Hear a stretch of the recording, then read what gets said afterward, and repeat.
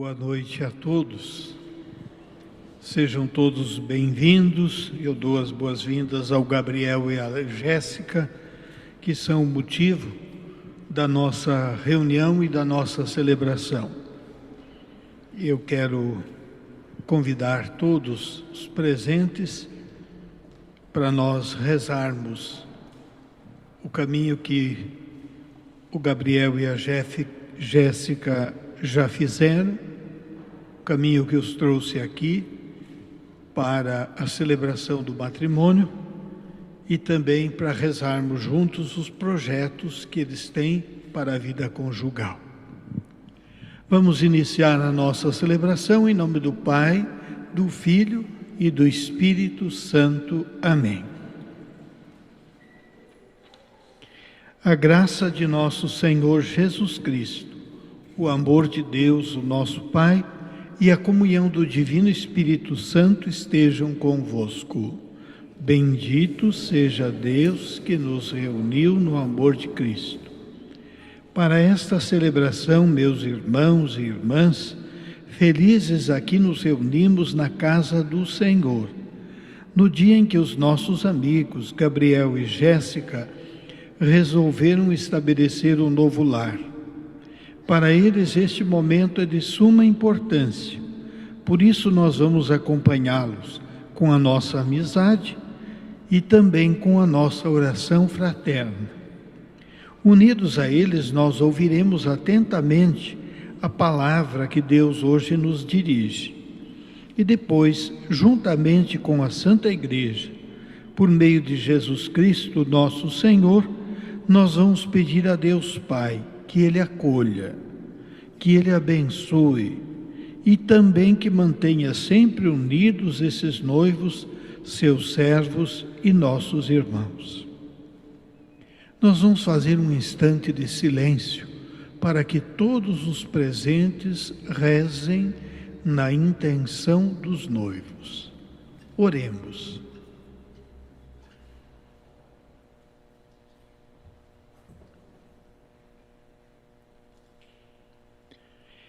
Atendei, ó Deus, as nossas súplicas.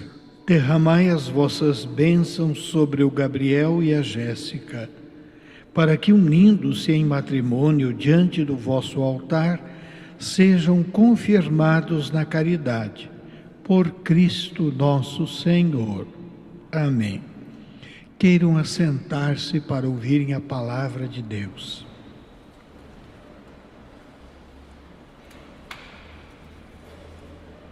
Nós vamos ouvir dois textos sagrados do Novo Testamento. O primeiro texto é tirado da primeira carta de São Paulo aos Coríntios. É o texto escrito do Novo Testamento mais antigo. Ele é datado do ano 50, anterior aos Evangelhos, portanto. E retrata a vida do apóstolo São Paulo e a preocupação dele por uma comunidade. O texto fala do amor, mas Paulo escreveu para toda a comunidade. Hoje nós queremos que ele fale bem ao coração dos nossos queridos noivos, que ele inspire a caminhada que eles vão fazer através do amor consagrado no sacramento do matrimônio.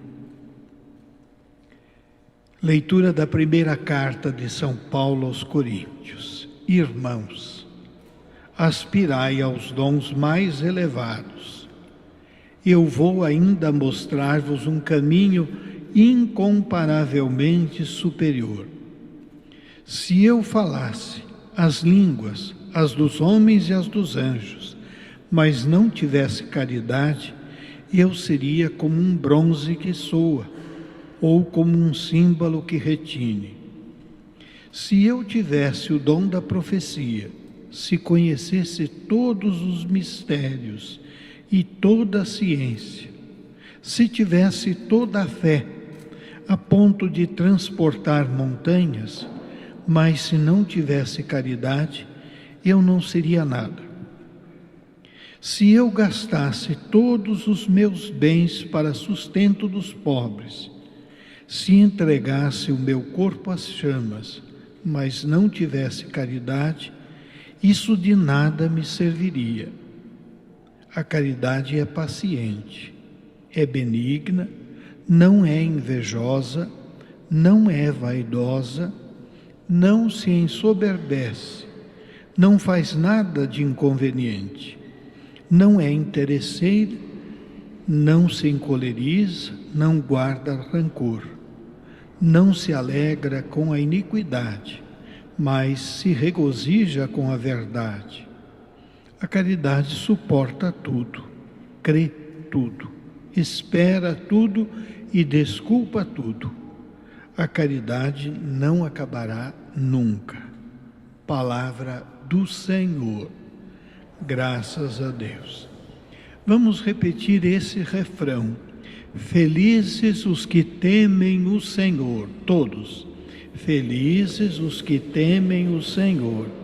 Feliz és tu se temes o Senhor e trilhas seus caminhos. Do trabalho de tuas mãos has de viver, serás feliz, tudo irá bem, todos. Felizes os que temem o Senhor.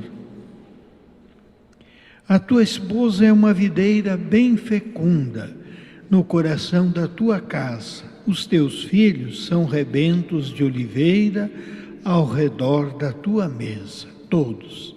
Felizes os que temem o Senhor. Será assim abençoado todo o homem que teme o Senhor. O Senhor te abençoe de Sião cada dia da tua vida, todos. Felizes os que temem o Senhor. Agora nós vamos ficar em pé para aclamar o Santo Evangelho. Aleluia, aleluia, aleluia. Todos. Aleluia, aleluia, aleluia. Quem ouve as minhas palavras e as põe em prática é como um homem prudente que construiu a sua casa sobre a rocha. Todos. Aleluia, aleluia, aleluia. O Senhor esteja convosco. Proclamação da Boa Nova de Jesus Cristo segundo Mateus. Glória a vós, Senhor.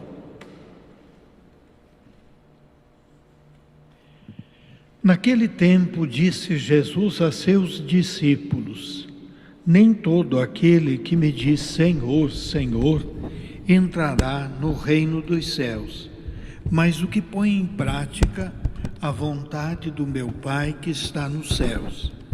Portanto, quem ouve estas minhas palavras e as põe em prática é como um homem prudente, que construiu a sua casa sobre a rocha. Caiu a chuva, vieram as enchentes, os ventos deram contra a casa, mas a casa não caiu, porque ela estava construída sobre a rocha. Por outro lado, quem ouve estas minhas palavras e não as põe em prática é como um homem sem juízo, que construiu a sua casa sobre a areia. Caiu a chuva, vieram as enchentes, os ventos deram contra a casa e a casa caiu, e a sua ruína foi completa. Quando Jesus acabou de dizer essas palavras, as multidões ficaram admiradas com o seu ensinamento. De fato, ele as ensinava como quem tem autoridade e não como os mestres da lei. Palavra da salvação. Glória a vós, Senhor. Queiram assentar-se um pouquinho.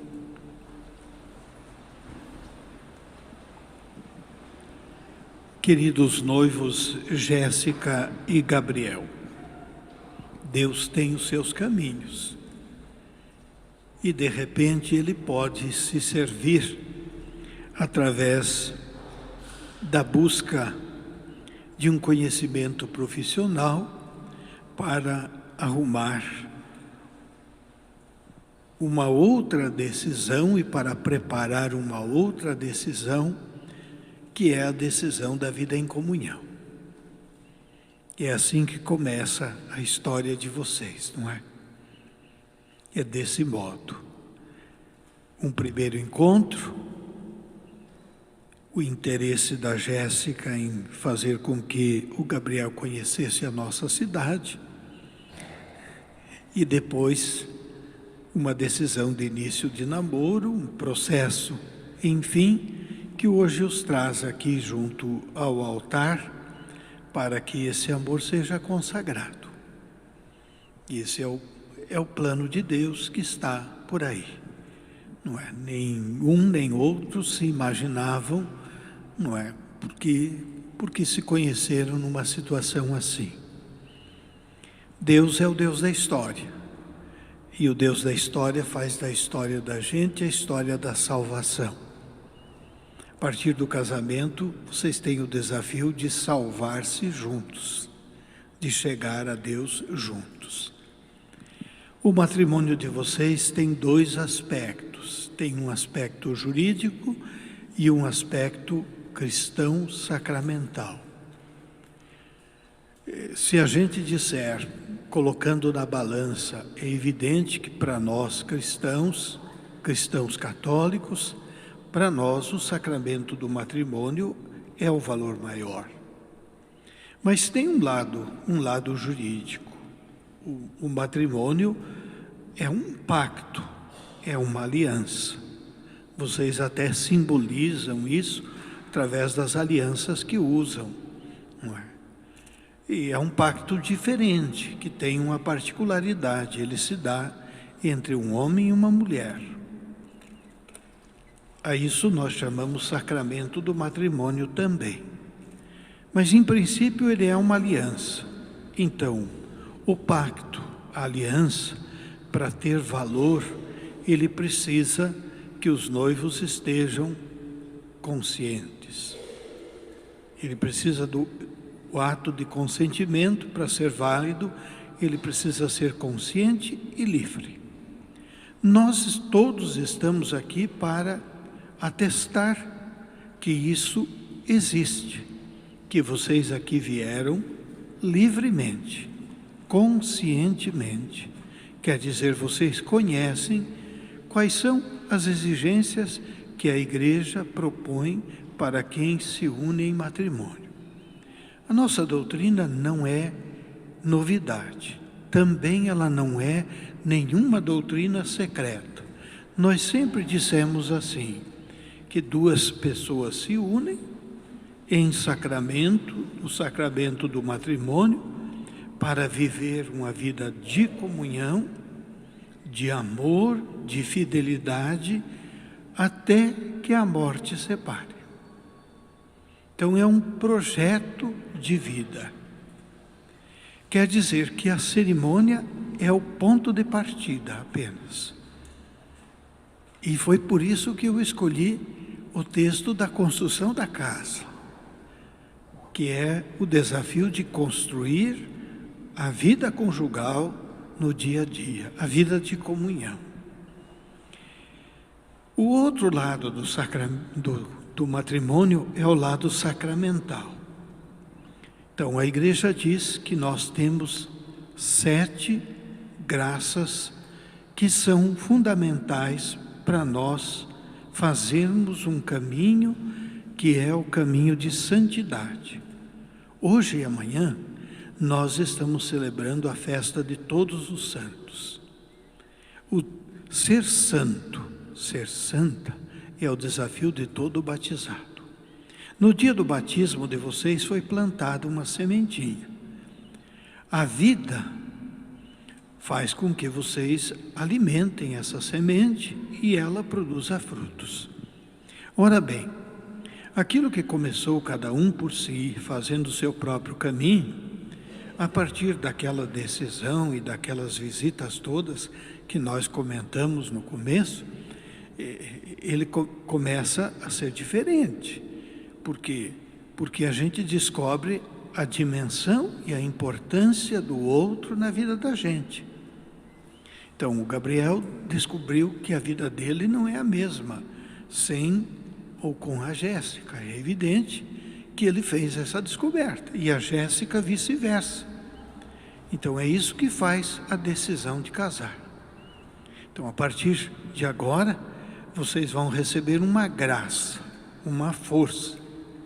Já receberam várias graças, várias energias. A primeira foi a do batismo, que é a porta de entrada para os demais sacramentos, mas receberam a Eucaristia, receberam a confirmação, receberam a graça do sacramento da penitência, enfim. E hoje, mais essa graça especial para a vida de vocês. É um dom de Deus. Se vocês não tivessem o amor um pelo outro, Deus não teria jeito de oferecer esse dom para vocês. Então, é aquilo que existe, que vocês trazem até aqui, que a gente vai consagrar. E é isto que vai se tornar a missão de vocês. Porque se Deus dá um dom para a gente, Ele não quer dar esse dom só para mim. Esse dom precisa ser um serviço para os outros. Bem, o outro mais próximo é o Gabriel. A outra mais próxima é a Jéssica. Não é? Então, quer dizer, vocês vão amar a Deus amando-se mutuamente. Vocês têm o desafio de viver a vida em comunhão. Deus vai ajudar vocês. Vocês viram que Paulo disse, a caridade não é uma virtude qualquer. Ela faz sentido. Ela transforma tudo. E Paulo, com muita propriedade, ele diz, não acabará nunca. Isso é peremptório. Não se põe em discussão. A caridade faz parte da vida do cristão. Vocês escolhem viver essa virtude no amor conjugal. Deus consagra esse amor e encarrega vocês de uma missão.